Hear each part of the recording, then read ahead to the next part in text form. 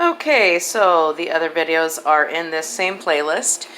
So this is jumbo shrimp, shells, legs, and tails of about 10 jumbo shrimp, wild caught, just happened to be, that I have made the most of. I'm going to be using the shrimp, which I have here lightly seasoned at room temperature. I deveined them and rinsed them thoroughly. They're going to be a sandwich, shrimp sandwiches for 2. And anytime I have shells, I make full use of them. So the shells got browned with some very high quality, where is it? Oil here, culinary algae oil. Some very good organic cold pressed with a lot number and expiration date, olive oil, and some real butter with some various spices. I'm added water after they browned after I browned the shells. Look at that nice skin on the top. And then I used some paprika, Moroccan spicy smoked paprika, some fresh garlic, some cilantro, salt, pepper, little baby chopped, slightly sweet, slightly spicy red peppers, red onions, some dill, salt, pepper. Basically, that's it. Then after they got browned and I added those things for a little bit, I added little bits of water 3 or 4 times.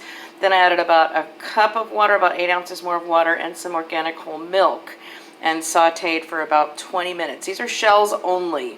The shrimp take like 5 minutes or less to cook. So this is all preparation for the next steps. So this straining I just did was to get rid of all the shells. See the shells? That's most of the shells right there, actually. That's some of the veg and some of the other stuff.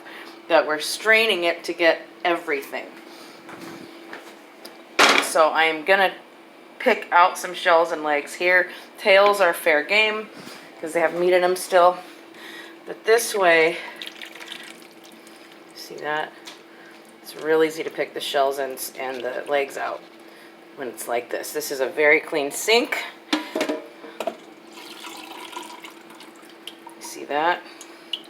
Now that is our strained bisque right there.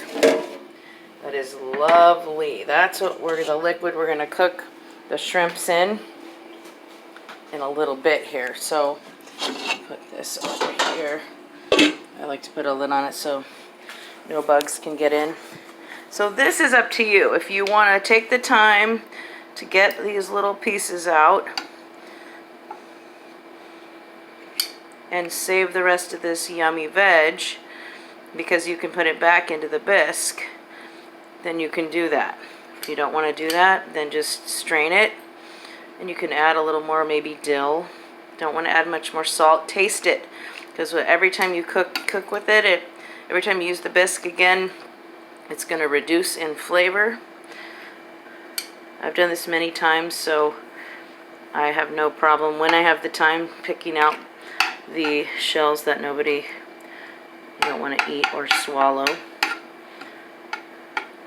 It's pretty easy to spot just about everything that you don't want to actually eat. Well, that's an onion.